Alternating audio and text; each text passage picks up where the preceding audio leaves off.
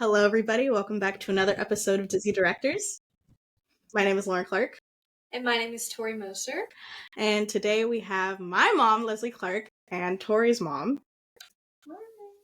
Hello. So we're going to be doing this from a little bit of a different perspective of last week we had Tori's boyfriend on, and this week we're kind of doing it from the parental perspective of understanding, from a parent's point of view of how they see the world of POTS, especially when it comes to their children, because for a lot of our listeners, they tend to be kids who are between the ages of 15 and sometimes going into college. And so we wanted to be able to talk from the parent perspective this time of understanding, from a parent's POV, how does that look for their child? How is it affecting them personally, emotionally, mentally, and how that all looks. So I think, why don't we go ahead and start with Tori's mom, and you can kind of tell us, your experience of, I guess, hearing about the first time Tori got POTS and kind of how that has affected you as the journey has sort of, continued. Yeah. Well, my earliest memory really of realizing something was really wrong was, I guess, last spring of 2024. I mean, she's had some, various health issues over the years, but last spring, I remember I was sitting outside on the back patio and my phone rang, and I looked down and it was her best friend calling me, which she had never called me before. I knew she had my number, but I mean, it was just like sheer panic because I thought, okay, why is her friend calling me? And I answered the phone and she said, "Mrs. Moser, this is Nafemi. Tori's okay, but," and I was like,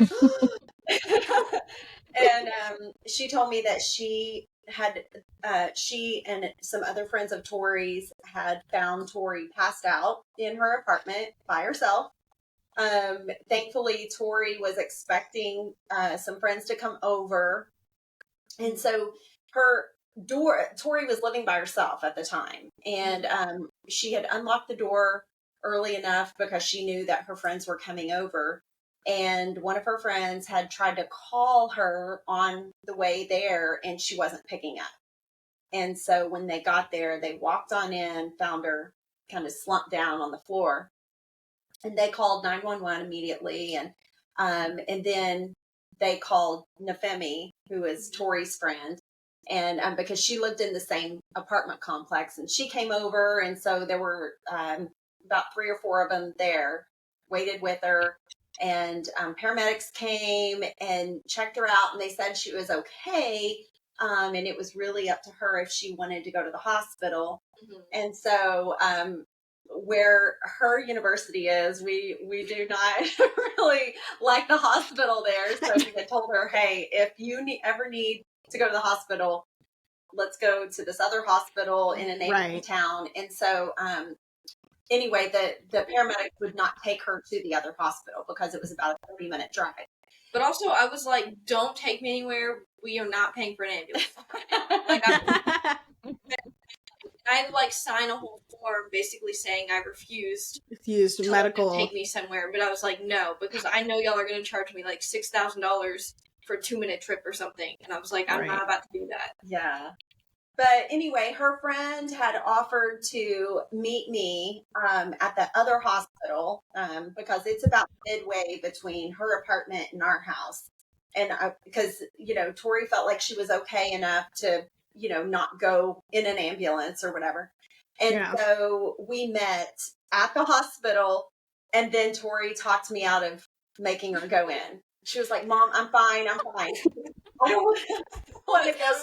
I was thinking, because then they were like, it could have been like a panic attack or something, and then I was like, oh, well, now I feel stupid, like I probably was just like anxious or something, and like I don't want to go in there and spend all this money just for them to say like, oh, you're just having a panic attack. And I was like, that could be a waste. They're probably not going to do anything. So I was like, no, like, we're fine. Yeah, I mean, we sat in the parking lot for probably 20 minutes going back and forth. We go in. And she was like, "Mom, just take me home, with you. I'm okay." And of course, I wasn't going to, take her back to her apartment and let her be by herself. And so she said, "I think I'm fine. I think I'm fine." But I said, "Okay, well, we're going to at least go well, I think you had just had some blood work done a couple weeks before. We were going to get some blood work done. I don't know, but we were going to follow up and figure out what was going on. And so I brought her home with me, and I can't remember, like, she stayed 1 or 2 nights, and then and we got her to a doctor. And then maybe like in the next couple of weeks, that was when you had said that one of your doctors had suggested that we go to a cardiologist. And I was like, cardiologist? Like, why? And she said because this other doctor was starting to pick up on some of the symptoms and said, you know, hey, you might need to see a cardiologist. So we went to a cardiologist, I think for the first time, maybe last June. Yeah. And I was kind of like thinking, this is such a waste. Like, why are we going to a cardiologist? And so then I realized, oh, you know, there's this thing called POTS. And what was so interesting is I was telling my mom about it, and my mom at the same time had a really good friend who was getting tested for the same stuff. But her friend is like 65 or, you know, something. And I was like, what are the odds? And honestly, I don't know. I think she was still trying to figure out, you know, even after a month or so, what was going on with her. And I never heard if, you know, what her diagnosis was. But anyway, we went the whole summer, basically last summer, of all these tests with our cardiologist, and, you know, her tracking her heart rate and blood pressure and all that jazz. Yeah, because that one guy was like, oh, you're probably just kind of hydrated, just drink some water. Yeah. And I was like, her cardiologist was on vacation, and we had to see a different doctor in the office, and we didn't really care for him. He kind of almost like blew it off. And so anyway, but now, you know, I mean, it is manageable, but we're kind of starting to look at the possibility of taking a next step and going to see a neurologist next for just some more, I guess, specialized treatment. Yeah, we've kind of talked about this, Lauren, on separate episodes. Is like, whenever I was talking to my cardiologist, it was the same thing as, you know, first a normal doctor was like, go to a psychiatrist, you're having anxiety. And then they were like, oh, you're having heart palpitations, go to a cardiologist. And now that I'm at the cardiologist, they diagnosed me, but they're like, oh, you're twitching, you're ticking, that's not right. You need to go to a neurologist. So now I have an appointment in July. Yay! So, yay! That's not 3 months to get an appointment. You know, but it's something. Fine. But it's something. It's better than having to wait till like September, October. Exactly. Like most people have to wait till like September, October. July's great. What's been interesting is I've been doing a lot of looking online for you know, doctors who specialize in it, and there's one doctor in the Houston area that kept coming up as like a POTS specialist, but it's for pediatrics, and so, you know, she's obviously not in that age range. And all the other doctors in Texas are like, who specialize in POTS, are in Dallas. And so I finally told her, I said, you know, we may just have to make a trip to Dallas. I mean, it's like 3.5 hours. And, you know, if I have to take a day off work and we just make a day of it, you know, and go up there to see a specialist, we'll do what we need to do, you know. But obviously everybody has such busy lives, and it's hard sometimes to put your health first, you know, and take care of that. But it's really just like, and Lauren, we've talked about this before, like, besides, I guess, like, the pain and the getting tired of feeling tired and everything, it's just inconvenient. Because even if you're having an episode and it's like really painful or whatever, it's still just inconvenient because there's, especially being in college and a filmmaker, there's always stuff to do, especially being a director. And, you know, I think, like, it just makes it that much more complicated because you already kind of feel like a burden half the time. But then on top of that, you're like, hey guys, we're going to shoot from this time to this time. And if you're the director or the AD and you can't show up, that's a big problem. And I think that's just one of those things where it's very, very frustrating because I'm like, oh, sorry guys, I literally can't get out of bed. It's just one of those things. Or like I have to sit while I'm holding the camera. I've had to make adjustments like that on a set I was recently on. I was like, listen, I know you want me to stand. Can I sit? And they were like, yeah, no, that's fine. And so like we just changed the shot from me standing up and holding the camera to me sitting, and we just changed the position of the actor so I could sit while holding the camera. We just fixed it. And in reality, it actually ended up looking a lot better sitting than standing. But it was still an inconvenience, and I felt bad for the director, but luckily the director is a friend of mine, and he was like, you're chill. Like, it's fine. Yeah. And you're fine. But it's still an inconvenience because you don't want to have to go through it. Yeah. So and even with the sitting, I don't know how you felt after sitting, but sometimes like sitting up or even lying down, like I feel like sometimes I feel worse when my heart rate is like at 70, but then when I'm at like 150, I feel like okay. But like as soon as I lie down, opposite. like something changes. So it could have happened that you sat down and they're like, all right, you're good, you got your accommodations, let's go. And you may feel worse, and it's, you never know. And it's hard to predict that sort of stuff. Yeah. Like I felt good for the time being, but after that I was like, this camera weighs like 15 pounds. Like the camera weighed like 15 pounds. And I was like, I just want somebody to take the camera. And then somebody took the camera out of my hand so I could like stop and like breathe and stand up and like stretch and stuff. But it was still a lot. So I think it depends. You just need to start telling people like, hey guys, instead of using like sticks on wheels, let me just sit in this rolling chair and y'all roll me around with the camera. It'll look great. And just like disguise it all as like a grand scheme.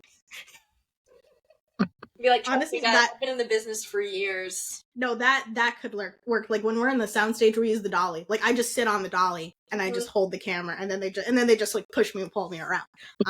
So that normally works. Or my favorite is when we're on the street, we use a grocery cart because our school has a grocery cart. So my friends will sit me in the grocery cart and I'll hold the camera, and then they'll just push me around. Yeah, that's funny. It's so funny. You gotta be creative in school because, I mean, like the chair thing, we used a chair in one set I was on a month ago, and then last year on Project Z, when we were trying to figure out like a vertigo shot, we were trying all these different things because we don't have a dolly available to us. Well, we kind of have one, but the tires were flat. It didn't really work. So they were like, they got out a skateboard, and they had the DP on a skateboard, and like the AC's pulling them back, and everything. Oh my gosh. So creative. Yeah, we faked a car crash of it was two people holding the camera and somebody pulling me backwards, and then they released me, so I had to run with the camera as two, like, it was like a phone, so it was like two phones like next to the cameras, like faking the car crash. It looks awesome in post because my friend has like been sending me the edit, and it looks awesome. But can't wait. But I was like, this camera, we had to do that I think 8 times, and by the 8th time I was like, it's cold. It is 30 degrees outside and windy, and I would like to go home. And that was like last week, but it was the best I had felt because it was cold. And it was really interesting because it was only 30 degrees versus the 22 degrees it was in January, and I almost passed out from a fight scene, which is cold makes me feel worse than the heat. That's interesting. I'm just used to the heat, I'm not. Now, when it's past like 105 or 100, that's a little much. But like when it's in the 70s to 90s, that's what I'm really used to. So like today, it was like in the 50s. It was pretty chilly this morning. It was like 58 when we woke up, and it's still, I don't even know that it's made it to 70. It's a little chilly today. Yeah, so. I was like not ready for that. So, but like snow or any kind of cold, like I think it's just like that because you're used to colder weather. I'm used to warmer weather. So it's interesting because a lot of people would think like, oh, now it is kind of both, but I was always under the impression like, oh, heat because it makes you sweat and everything. Right. Which is true, but I think it's also just because we have no temperature regulation, like our bodies just can't handle that drastic of a change in weather. Yeah, I feel like, and people have talked about this, of even before getting POTS, a lot of people did use temperature regulation. The moment POTS showed up, it's like, all that went out the window. Mm-hmm. And so it kind of just changes drastically. But also for some people, they may have thought that, I've seen some of my friends that have POTS where they're like, they thought they did, but in reality, it's like their body was tricking them into thinking they had like temperature regulation when in reality they didn't, or took their body long enough to like not realize it. So, Yeah. Lauren, I will also say for you, Lauren, so in the moment when it's cold, you're fine. 24 hours later, you have a POTS flare every time. It's like, I couldn't, like, I don't know if it was the adrenaline and the cortisol that was like helping you make it through, but literally 24 hours later, POTS flare and your heart rate is literally all over the place the next day. I get really tacky. Like in the moment I'm fine, and then literally 24 hours later, it's like, oh, I'm up. Oh, like and out I go. Like it is night and day. Every time. I mean, every day you're texting me and you're like, "Huh, look at my heart rate," and I'm like, "Are you dead?" I know. I was gonna say, Mom, do you want to talk about, I guess, like your experience of watching my POTS journey, even though we don't know really when it started because it's kind of mysterious now? And thinking back, yours could have been triggered by the concussions because you've had multiple concussions. I was gonna say, right, and which one? And that's the concussion of 2020. Let me see. You had COVID the first time in March of 2020. Yep. You had a concussion, the second concussion when you were knocked out for 2 or 3 minutes. Yep. In October 21. Yep. You had a concussion in September 22. And then, and I think what the trigger was that made everything go way out of whack was the COVID that you had, the case of COVID you had in March 2023. I don't even remember that one, but okay. That's when you had strep COVID. Oh, the strep COVID, strep COVID. Mono okay. Strep. Yeah. Scarlet fever. Scarlet fever. That Lauren's heart rate went up to, I think she was checking because she was like, my chest hurts and I can't breathe, and so she was checking her oxygen. 237. Her oxygen. She was checking for her oxygen. She was like, "Oh my God, my heart rate is 237. What's going on?" And I was in bed with shivers, like couldn't breathe, couldn't move, like it was 237 laying down. Yeah. It was the worst experience of my life. I felt like I was dying. Yeah. And after that episode, the POTS seemed to have been out of control. We went to... But the first time that I feel like we know that it might have started was like when I graduated from high school. Yes. Because like if we're actually like talking about true POTS, when mine started was I had like this really weird medical emergency. I want to say like 2 weeks before graduation. I think I'm right. 2 weeks before graduation. Was this the electric shocks going all over your body? Yeah, no. Not that was the different one. The one where I felt like somebody was ripping my heart out of my chest and throwing it against the wall, and then throwing it back into my body, and throwing it against the wall, and then back into my body. Yeah, there was that one, followed by right before school, right before you left for your freshman year, before we moved in, we went to the doctor with chest pains. Yep. And they're like, "Well, it's not your heart." Okay, what is it? "Well, we don't know, but it's not her heart." Thank you. Can you tell us what it is? Because we're about to drop her off in New York for her freshman year. "Well, no, but she's fine." Okay. And then they were like, maybe it's a panic attack. Okay. They were like, "Are you nervous about school?" "No, I'm not nervous about school. Like, I'm ready to go." And then she went to school. She got a concussion the first week, which probably did not help. Nope. Because she fell and hit her head. Yep. Twice. And then when we saw Elaine later that year, she actually thought that it was Ehlers-Danlos syndrome, okay, which just basically means like you're sort of like hyperflexible, which I'm a tiny bit hyperflexible, but not to the degree of being diagnosed with Ehlers-Danlos. And so as we continue to talk, and Lauren was talking about her symptoms, and she was like, "Wait, nope, it's not that. It's POTS. I know it's POTS. It's POTS." And she kept saying it. I know it's POTS. And we were like, "What do you mean?" And she opened this drawer, pulled out a sheet, and gave me and my mom the sheet, and we're sitting next to each other, and I'm like, yep. Just go down the checklist of symptoms. Yep. Oh, yep. That's what that is. Yep. Okay. And she referred us to Dr. Tulo. Yeah, Dr. Nicholas Tulo, who cardiologist. is electrophysiologist. Cardiologist. So, yeah, cardiologist. Okay. But out of Robert Wood Johnson, love that guy. He's awesome. And then there was, but no one tells you about the symptoms and about how, because I think and then she went to school and, then having trouble. Yeah. And then the following week I went to the ER because and my friends had to take me. Right, because she went to student health. Student health was like, her heart rate is up. She's having chest pain. We have to send her to the ER. And when we went to the ER near school, that like Lori, we really didn't want to take her to because even though it's right next to where she lives, they're bad. They're awful. No good. Bad. No, we're not going to talk about them. I know. Not saying what the specific hospital is. They're just not great. We're just we preferred not to go there, but it was actually a good thing because the doctor that you saw did know POTS. He's like, oh yeah, this is POTS. He's like, so you have POTS. We have a cardiologist here. You should go see him on Monday. And so they referred her to a cardiologist. So it was actually good that you saw that doctor.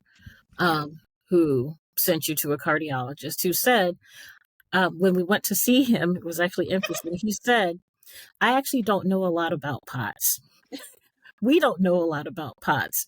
It's increasing. We're seeing it in young women your age a lot since COVID, or it could be a concussion, but we actually don't know a lot about it. I'll do an echo to make sure it's not your heart and an EKG, but I don't know a lot about it. So you should try to see a doctor that does.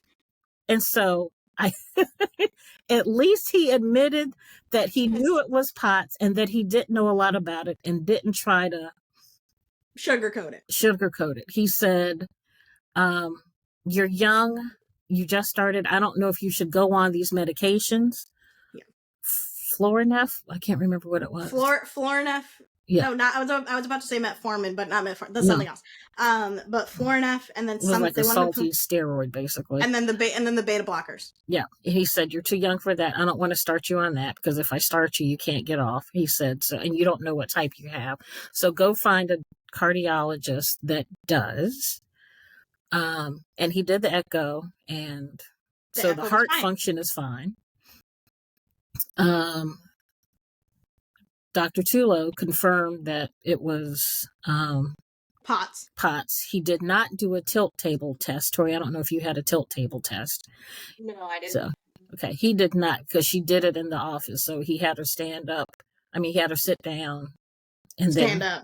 And then lean up and then stand up. And it was like, oh, it shot up. Her heart rate went up 60 points. He's like, okay, clearly you have POTS. You have POTS. So with that said, one of the doctors that she'd gone to gave her some salt packets. Salt packet. And so this doctor said you need 8,000 grams of salt a day. So 8 of those packets a day and a gallon of water. Start with the exercise program, like a minute a day, and then work your way up to 10 minutes, like recumbent bike. And then you can move to treadmill. Look at the CHOP protocol, and then you started physical therapy for POTS. Yeah, her physical therapist did an evaluation. She's like, yeah, she has POTS. She has POTS. And then my physical therapist was like, ooh, you should do Pilates. So then I started Pilates like 2 weeks later after starting physical therapy. With modified Pilates with an occupational therapist for that actually helped. So salt and Pilates. But the big thing is the chest pain. So if she's on campus and has chest pains with a 200 heart rate, if she goes to student health has to send her to the ER. I can't refuse. Like I had like the you head have to go. Yeah. Well, the last time we went to the ER, We were in the hospital for 7.5 hours. Well, no, not that time. The time before that, we were at the one across the street. We were in the waiting room for 4.5 hours. Because when she got there, her heart rate had gone down to. They're like, well, she's not having a heart attack, so we're gonna just wait. I'm like, what are we waiting for? We're sitting in the waiting room. So, what are we waiting for? Well, but they couldn't say what they were waiting for. So I'm like, okay, so we're going home. And if anything worse happens, then we'll go to the other hospital in the area. Because they weren't going to see her because she wasn't having a heart attack. Which I'm not sure how they knew that because they hadn't done any blood work because we were sitting in the waiting room. But because when they did the intake, her oxygen levels were normal, which that's not a POTS thing. Then she's like, okay, so she's okay. So we'll just see her when we see her, like after 4.5 hours. No. And I think that's one of the frustrating things. When you can assume that it's POTS, but you're almost afraid to, like, these chest pains that came out of nowhere and a 200 heart rate. What am I supposed to do? And I'm dizzy. Or like my arms tingling, which was the last time we had to go to the hospital. Of like I had a metallic taste in my mouth. My arms were tingling. My entire body was like tingling, and my heart rate was like 160, and I couldn't stand up. And I was like, and you had chest pain. And I had chest pains. And I was like, I'm having a full-on heart attack. Yeah. Oh my gosh. And then we go, and they're just like, oh, it's POTS. You just need fluids. I was like, but I had all of the symptoms of a heart attack. What do you mean this was just a POTS flare? They're like, was anything stressing you out this week? No. Nothing was stressing me out. Why did I pass out? They're like, we don't know, but good luck. Go see your cardiologist. So I know, it's always so, well, I don't know, but good luck. You know, it's like, well, okay.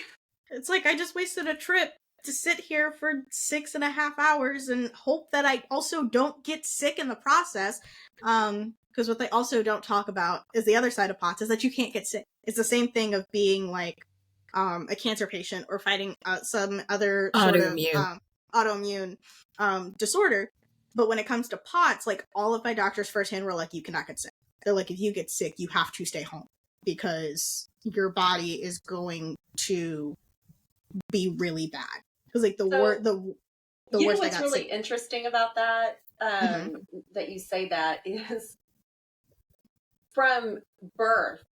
Like she was a very sick baby. Me too.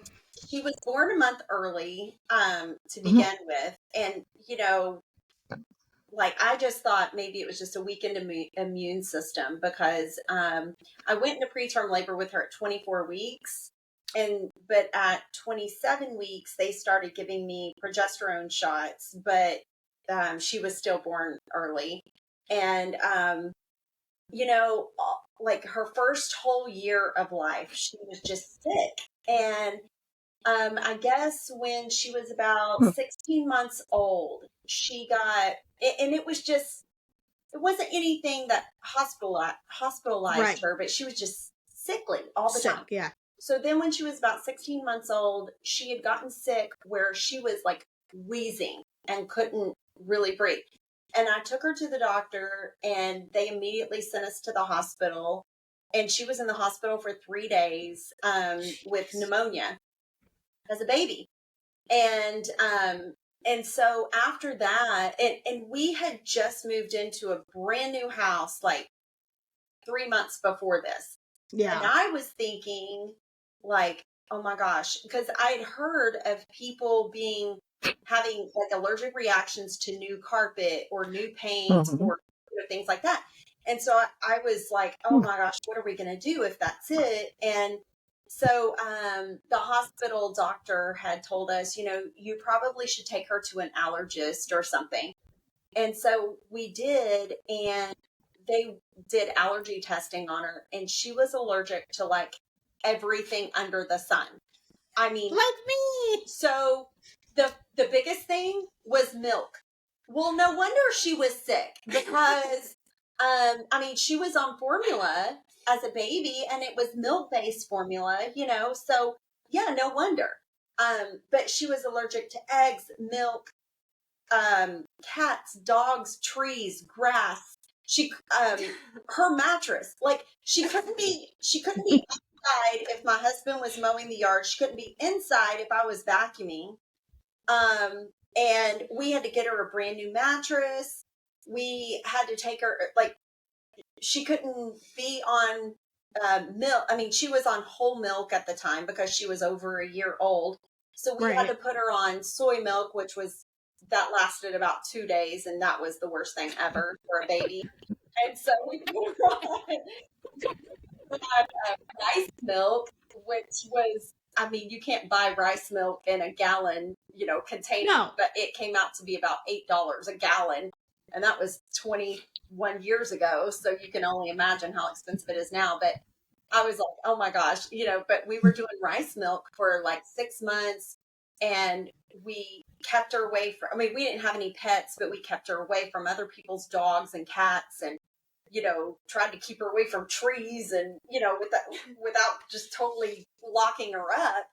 But once we started making those adjustments to her diet and just, her surroundings, she showed massive improvement within about 6 months. And so then we started slowly, because the doctor wanted to do weekly allergy shots. And I was like, no way, she's 18 months old. We're not doing that. We'll just kind of make changes. And so then we started reintroducing those things after about 6 months, like introducing milk slowly, regular milk. And she, did well. But every time she would get sick, like as far as a little cold, it was like way worse than anything else. Yeah. And so she had to be on, like, we have a nebulizer machine. So every time she got a little cold, it was like, let's do the breathing treatments. And she had to do that until she was about 8 or 9. And even like we took a trip to Colorado when she was about 9, and she got altitude sickness really bad. And so, her whole life, she has had more sickness than like our other kids. Yeah. And, part of me does wonder if that has played a role in this, because, I, like what you said, your doctor said was that they had seen an increased risk or an increased, I think you said this, that since COVID, they've seen increased patients with POTS.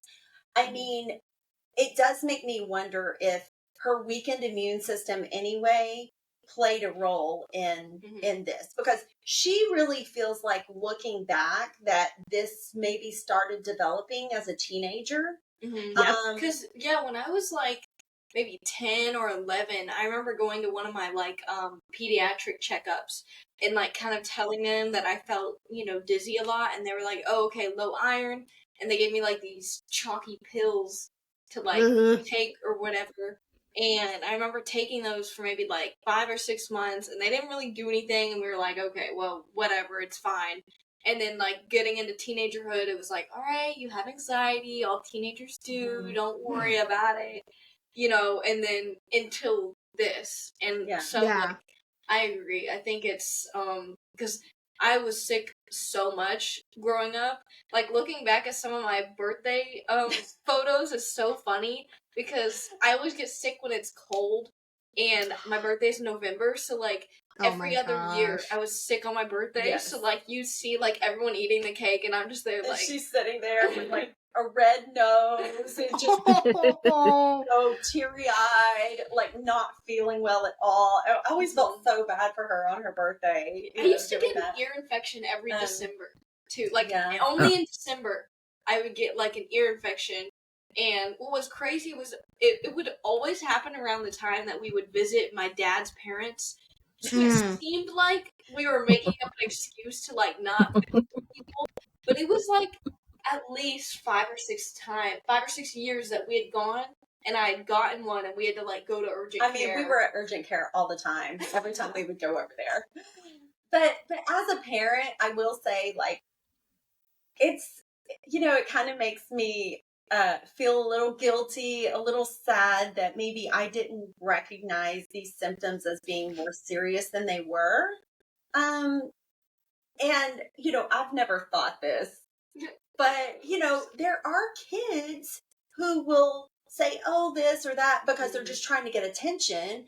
And I Right. never thought she was like that. But, like, I didn't want to be this overreactive parent either. Like, oh, you stubbed your toe, let's go to the hospital. Yeah, and some kids can't, like, express, because I don't ever remember, like, thinking it was that bad. I just remember, like, growing up feeling bad at certain times, but not really knowing how to express it or, like, my concern for it. Because for all I knew, I was perfectly healthy, and I was grateful because, like, other people are sick. I never thought, like, I would be sick, or, like, sick enough to worry about.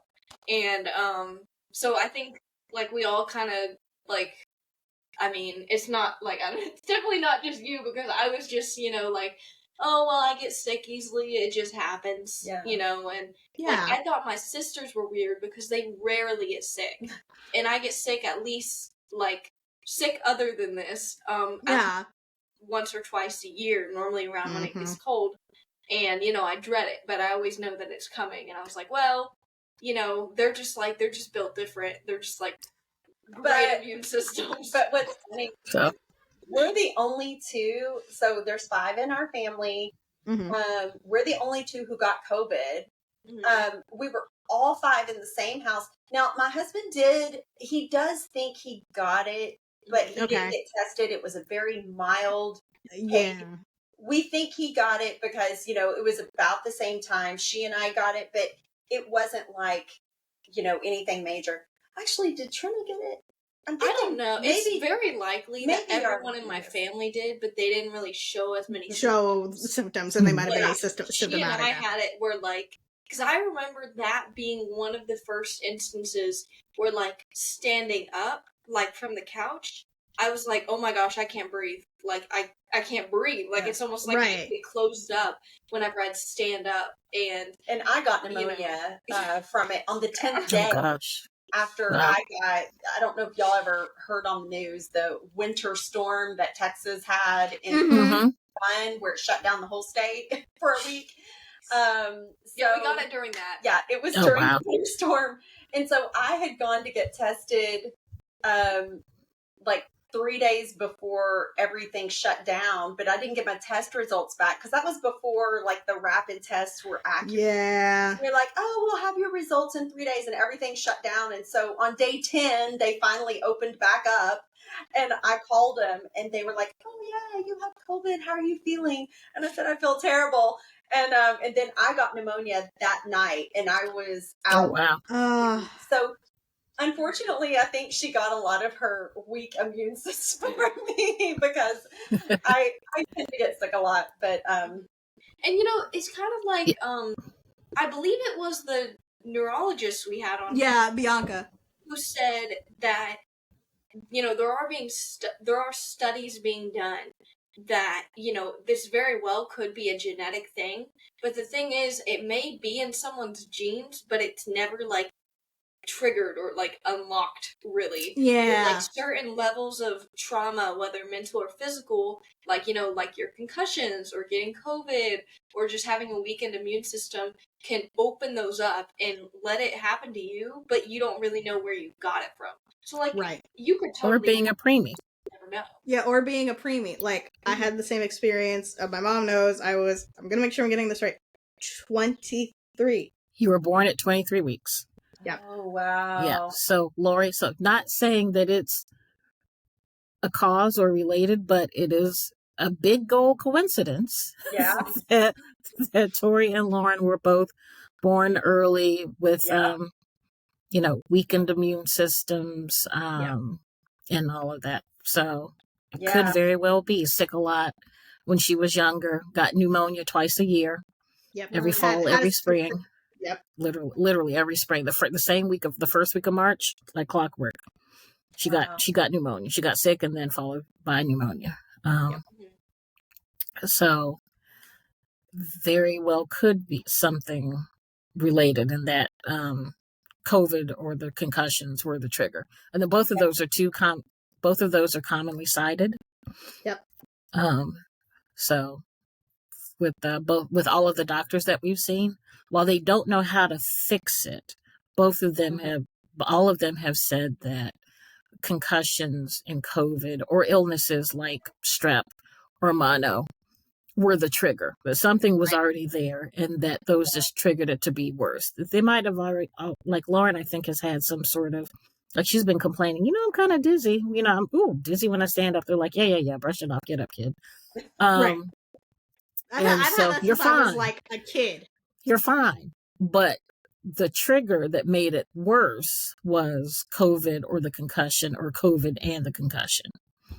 And but also because I've had my very first concussion, I was like 5 years old. So that's why I personally think I've had it since like I was a kid. Yeah. Because that's when I started feeling the dizziness, the ringing in my ears, the heart, like all of that stuff didn't start till I got my first concussion, and I was like 5. But also the food allergies. So Lauren threw up 3 times a day from the time that she came out of the hospital. Can confirm that. Dairy-based formula. And milk, and threw up 3 times a day. We took her off dairy. She was on soy for 5 days, Lori. And my husband said, "Oh my God, what did you give her?" And I'm like, "Oh, we replaced it with soy milk." And he said, "Well, stop." Oh, it was so bad. I don't know any doctor in their right mind why they would recommend going on soy milk for a baby. It was like the worst ever. She was running. She had the sippy cup. She was literally running around, sprinting around the house in circles, just like and then running around. He's like, "What did you give her?" And then she'd stop and throw up. And so,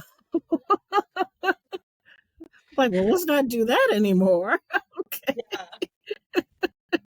But mom did, I think, my mom did all of the research. Like Tori, I jokingly tell you that she has like every single book known to man about food allergies and like all the medical stuff that I've been dealing with since birth. But like we then started the journey of like, okay, then we switched to coconut milk. Coconut milk was the only thing that stuck. Oh no, we did rice milk first, and you hated rice milk because it was like it was basically colored water. It was, you did like it. The texture's weird.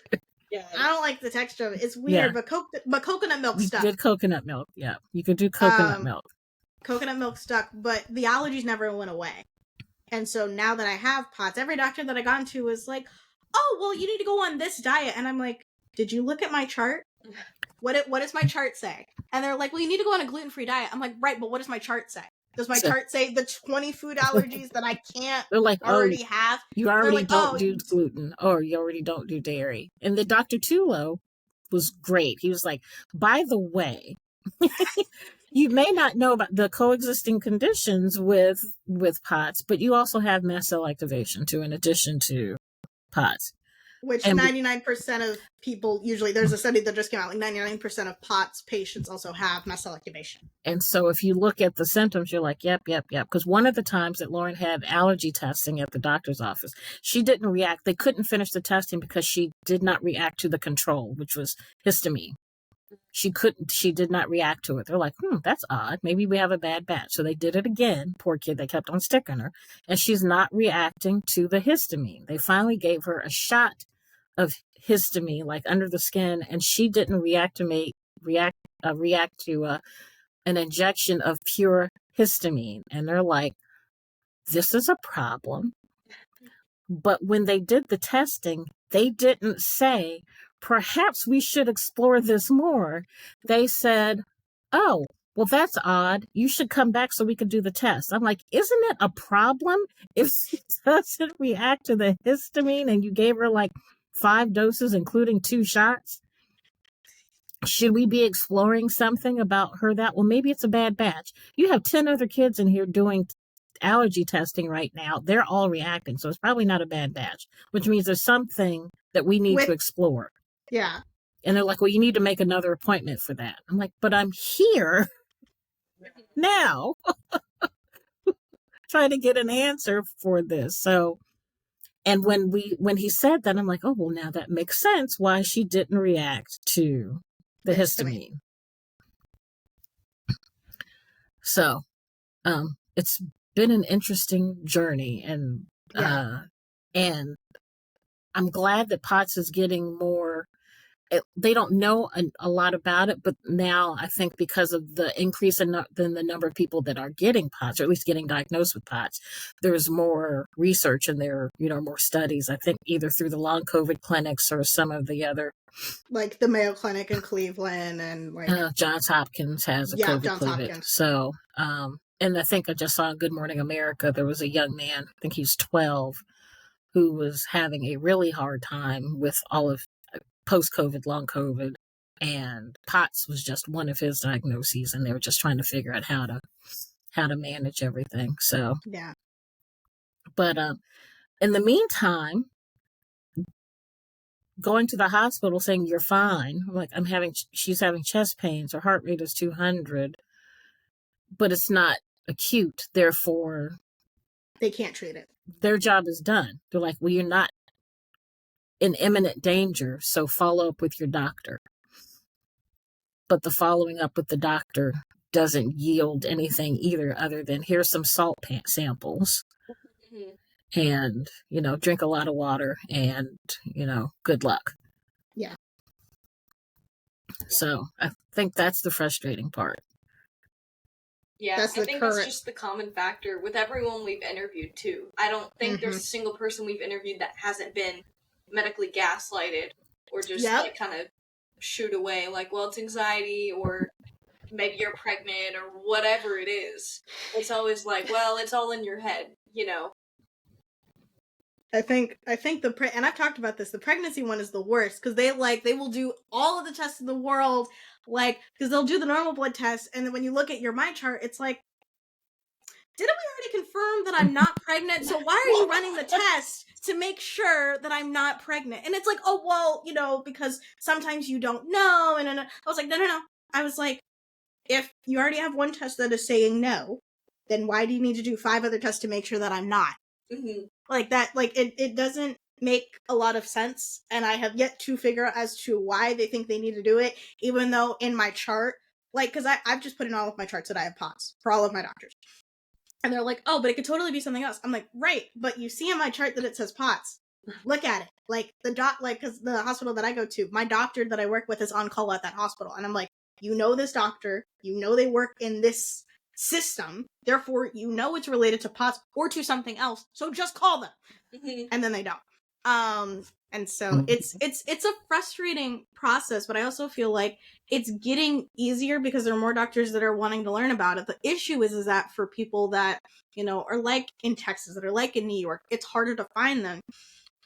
Because a lot of doctors are either, at least the good ones, are starting to retire. Like the good doctors that know about POTS, who have been researching it for longer than, it's coming to light now, but it's been around for long enough that there have been, doctors that have been doing research on it, and the ones that have been are now retiring because they're like, I want to spend time with my family and I want to do this. Again, not a bad thing, but it's like, really? It's like the one time that I would actually really like to go to you. You're now out of practice and I can't go see you anymore. Oh, that's right. 2 of the doctors we tried to get in with in the Northeast retired. Yeah. Because they have POTS now. And have to and get then treated. One of them, and then one of them also has POTS.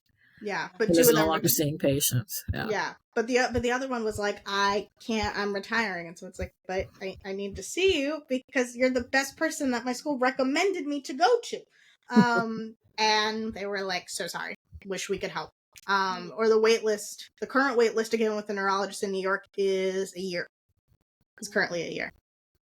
It really shouldn't be taking that long, but it is. And I think one of the other things that I also wanted to touch on, like, in this episode is, now that we've talked about from, like, the parent perspective, and now that we've, kind of gotten into it of, looking now sort of to the future, what do either of you hope, that, I guess, like, with POTS, but also, specifically with your children, Mom, from your perspective with me, Lori, with your perspective for Tori, what would you hope that, going forward, how can, I guess, POTS be treated in a way that is like, again, because you're speaking from a parent perspective of how can it be treated in a way that'll be beneficial, I think, for everyone, because it is very hard, I personally believe, to like treat POTS.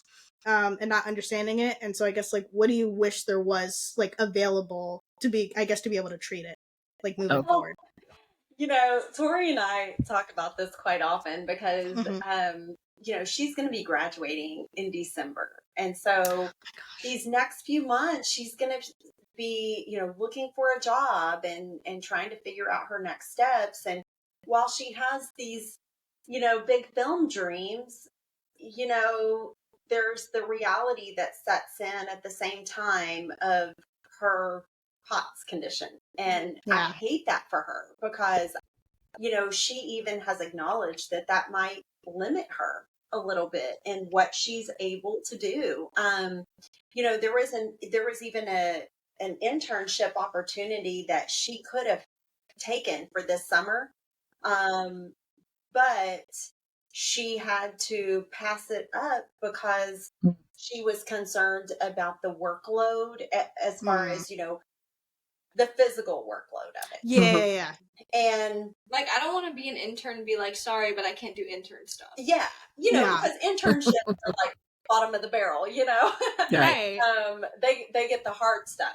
And so, you know, and then, so in talking about jobs and things like that, you know, the thing that she's always complaining about, obviously, is, you know, her current treatment, I guess, besides, you know, she has the emergency prescription that the cardiologist gave her to where when she has an episode, she drinks electrolytes and, you know, whatever, trying to solve it quickly. But if she's not getting any relief from that, obviously she's got a prescription that she can take to try to, you know, bring down her heart rate and kind of manage that. But you know, for just every day, I mean, the doctor's like, you just have to drink, you know, 5 gallons of water. And, you know, how do you... time we went, he, like, was getting on to me for not, like, drinking enough water. And I was like, I'm actually trying. Like, my stomach can only hold so much. I'm at school. And, like, I mean, like, how do you function? I mean, I don't even have that condition, but, like, I have a big 40-ounce, you know, like Stanley Cup that I fill up twice at work during, you know, an 8-hour period. Yeah. Even drinking that, I feel like I'm going to the bathroom every 15 minutes. I'm like, I can't even imagine, like, what it is, what it's like for her. And so, you know, I just wish that there was, obviously, we all know drinking lots of water and electrolytes is good for us, and we need to be doing that, no matter if we have POTS or not. But I wish there was something that was a little more, I guess, realistic for jobs. You know, for people who have jobs, you just can't constantly live in the bathroom. Yeah, so, being able to, like, live like a normal person would be nice. Because sometimes, like, you know, and she knows, because I'll call her sometimes, like, just really upset, like, I'm so tired of this, like, I'm missing opportunities, I constantly feel like crap, I'm having to, you know, I don't really have a big social life, because any free time that I'm actually conscious, I'm working on school or whatever, you know, if I'm even able to make it to class, and it's so frustrating. I just want to, like, be normal, you know, like, I can handle getting sick or whatever every now and then, but constantly feeling like crap gets really old. So I don't know. I just I'm definitely not a doctor. I don't know. I just wish that, you know, she wasn't having to live with this, and you too. I mean, I really my heart goes out to you as well, because I see what she goes through, and I honestly, with a heart rate over 200, like you were saying, I don't even know how you're still here. Like, that's pretty surprises me too. Hers gets high, but I think the highest hers usually gets like 180. 180, yeah. And so I'm like, how in the heck are you even still here, Lauren? That's amazing. I don't know how I stand most days, because the highest my heart rate has gone some days is like 190, 195. Like, it's gone high. That's crazy. Yeah. What about you, Mom?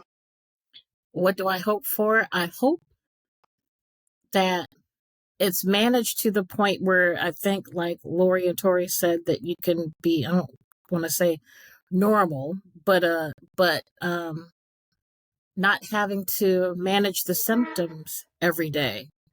all day. I mean, not having and because it comes out of nowhere, like you're sitting there, you're in class, you're doing something, and it's like, oh, wait a minute, there's that feeling again. Let me check. And it's like 190. I'm like, I'm sitting here having tea, you know, and my heart, and my heart rate is 190. So you're doing normal things, and it just, it'd be one thing if you were like in the middle of taking a test or, something stressful, but you're literally talking to your friends having tea. Yeah.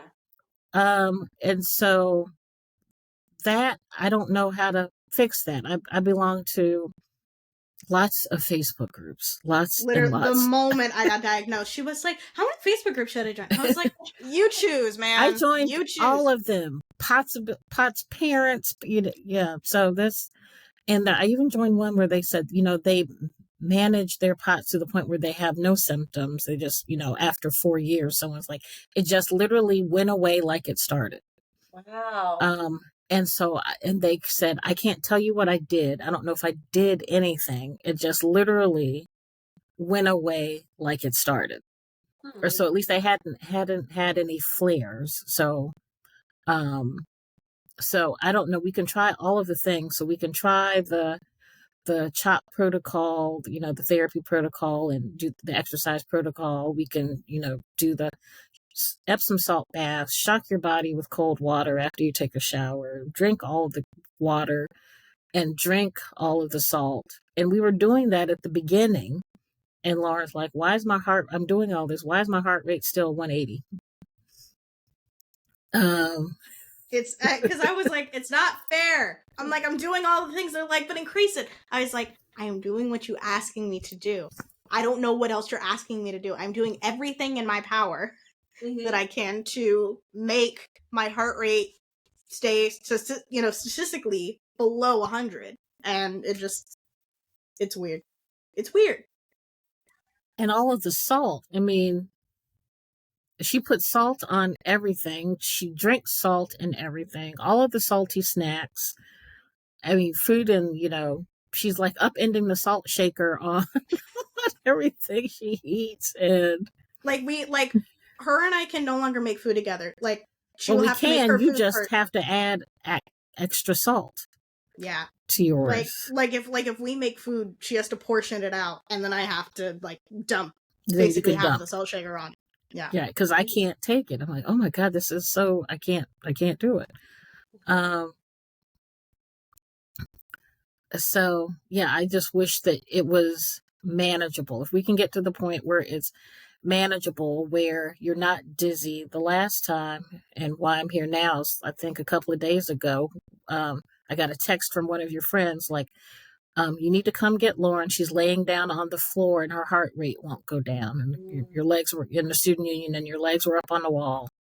And she's like, her heart rate won't go down. And she looked like she was about to pass out. I'm like, oh my gosh.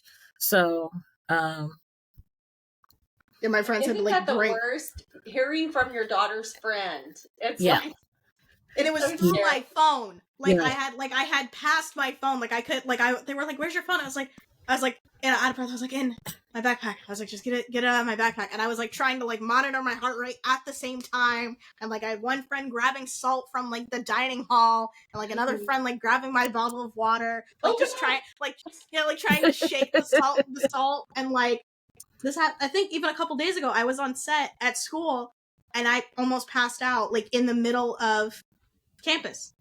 And my friends had to find salt because I didn't have my salt packets on me because I was like, oh, and I used my last salt packet before I left home. And so I was like, oh, okay, I should be good for the day because I was relaxed, and then it just out of nowhere was surprise. I was like, oh.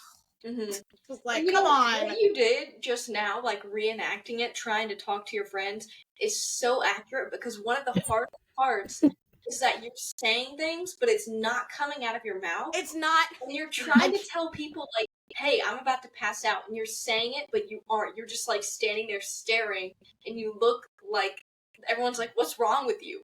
And you're like, hey, I'm about to pass out, hey, and it's, not, it's, you can't I looked, it happened one of the other nights I was on the phone with my friends, and I, felt myself passing out, and I couldn't say anything, and one of my friends, noticed I was swaying. He was like, are you about to pass out? And I just went, yeah.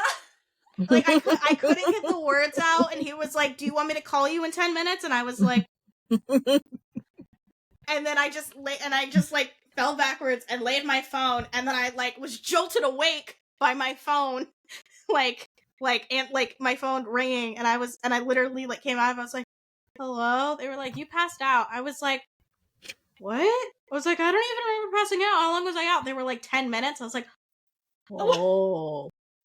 That's a long I was time.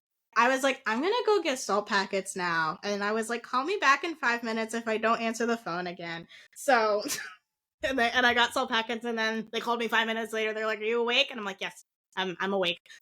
Yeah. Now, I you got know a what? similar. I'm sorry, go ahead, Tori. No, I have to talk to my mother. I've just remembered when you were talking about the salt packets and friends, when I was in high school, thinking that might be hereditary, I had Oh, jeez. something.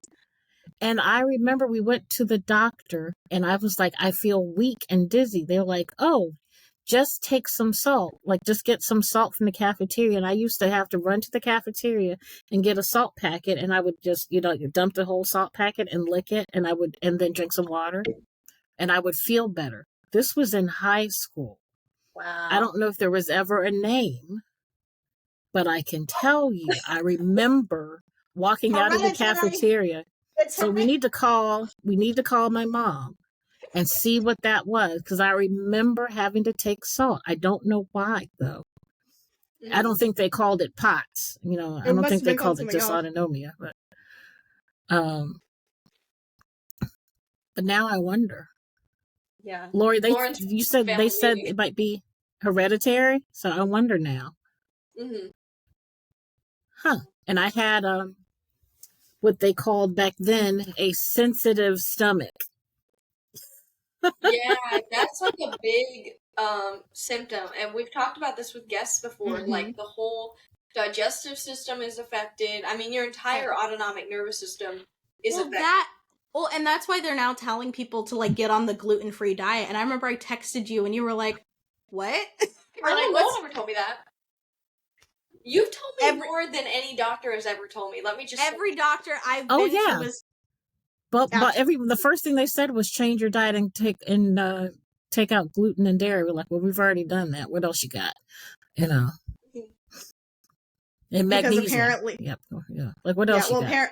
Apparently, like the gluten and the dairy, I guess something in it like affects with the pots in some fashion or form. I don't remember what exactly it is, but it affects the pots in a certain way. If you eat it, your body just is like, so.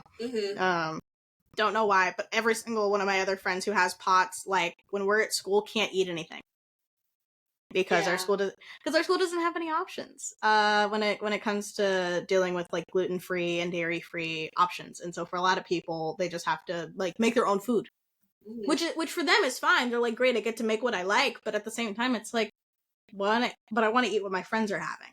Yeah. So it's like it's frustrating. Yeah, I don't use the dining halls or really eat on campus because, well, I guess I will not get into that because I'm not going to talk bad about anyone or anything. Yeah. But, I mean, but none of me and my sisters have ever done that anyway, just because, like, we've just never paid for dining plans because we'll just go get our own groceries, cook whatever, which is great because it's a great sense of independence, I think. Yeah. At least for me, even though I'm not really a good cook. But I think that is interesting, just, the diet and everything. And what's funny to me is, like, the more I drink water, the less hungry I am. So then I'm feeling, like, low appetite. And my doctors are now like, well, we might need to give you, like, something to, like, increase your appetite if, this is, like, if you aren't eating enough or whatever. But I'm like, it's not really that. It's just like I'm too full constantly. You'll have me drinking all this water, and even when I do drink all the water and all the salt, like there was one day, it was Easter. I had plenty of water, plenty of salt. I had several pills. I think I had like 5 pills that day. Oh, you texted me that day. Because that was the day you were like everything, and I still had like multiple random fevers that day and could not stop shaking, and like was having episodes like one after another, and I was like, I'm doing everything you're telling me to do. I don't know what else I can do, you know, and that's when I was like, all right, I'm really going to try and find a neurologist now because, you know, originally I was like, well, let me wait because, you know, obviously it's kind of pricey. And like with the cardiologist, we went and they did all these tests and we're like, oh, you're okay, you're okay, you're okay. And it's like a lot of wasted money. And so I was like, well, let me just wait, see if it's absolutely necessary. But I think I texted you this, Lauren, on that day. I was like, all right, yeah, I think I'm going to find one now because I can't live like this. Yeah. No, it's frustrating. And just, I think, I wish there were more doctors that specifically specialized in POTS that aren't at these really expensive clinics. And, you know, if it wasn't so difficult, and like even the good ones, you have to still travel out of state to find them because there are a bunch in like other states. The problem is that for a lot of people, they can't afford to go across state lines for like a month, you know, 2 days, like even just going for a week to some places, because a lot of the good ones I've noticed are like in California. But that's really hard to go out to California and go for like a week just to go to these doctor's appointments and things like that. And so I think just even going out of state just to see doctors, like I am glad that for a lot of people it is an available option, but it's still hard because it shouldn't be hard to be able to see a doctor for something that is causing you pain. Because in a way, POTS is also causing pain because you're having the chest pain and the body aches and things like that. And so it shouldn't have to be affecting people that much to a point that they have to figure out how can I go across state lines for like a week to 2 weeks just to see a doctor. So, but yeah, do you guys have anything you guys would like to finish off and say with any advice for parents as we're wrapping up the episode? Well, I may have to jump on those Facebook groups. I had no idea. Oh, there are lots of them. I'll send them to you. But the Possibilities Parents, I think is the name, and then there's one for college parents. So it's interesting. Kids as young as 10-year-olds that are getting diagnosed. And you know, like I said earlier, like the only doctor in Houston that was coming up as being like a POTS specialist is a pediatric doctor. So that's making me think there's a lot more kids being diagnosed with this than we realize. Yes. And I wish that I had known this was a thing, you know, I guess 10 years ago when she was having even like the mild symptoms. You know, it's kind of like hindsight's 20/20. I mean, you can always go back and be like, oh, well, that makes sense. I should have done that. But, you know. But I mean, none of my doctors ever caught it. Yeah. Never said anything. And we didn't know. But what's interesting to me, Lauren, is, you know, y'all are in New York, not too far from New York City, right? Yeah. And we're in Houston. And I mean, we're in two of the largest cities in America, and we are having problems finding doctors. I mean, Houston has the most well-known cancer center, MD Anderson, you know, in the world, you know, world-renowned cancer center. And it's like, you know, with all of our medical technology that we're fortunate to have here, and I'm sure New York has a lot of great medical, you know, resources and stuff too. It's a shame that this is the one thing we can't like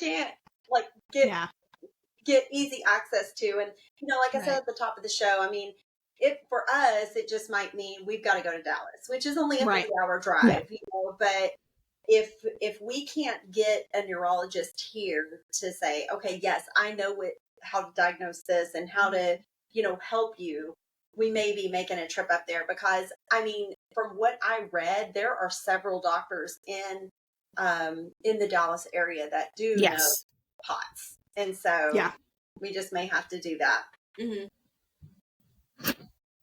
We'll take y'all along for the ride if we go up there. Please do. I think the first thing we need to figure out is what type of POTS you have. Because I guess depending on the type is the best way to treat it. So that's why all treatments don't work for everyone. For everybody. Or all medications don't work for everyone. So it depends on which type you have. Yeah. And my cardiologist could not say, you know, all he knew was that it was POTS. It was like, drink water, have some salt, here's some pills. But I'm like, I need to go to a neurologist so they can find the root and go from there. Right. Yeah, so I think that's kind of where we are, trying to get in with a neurologist to get on the other side, and that one's been a little tough.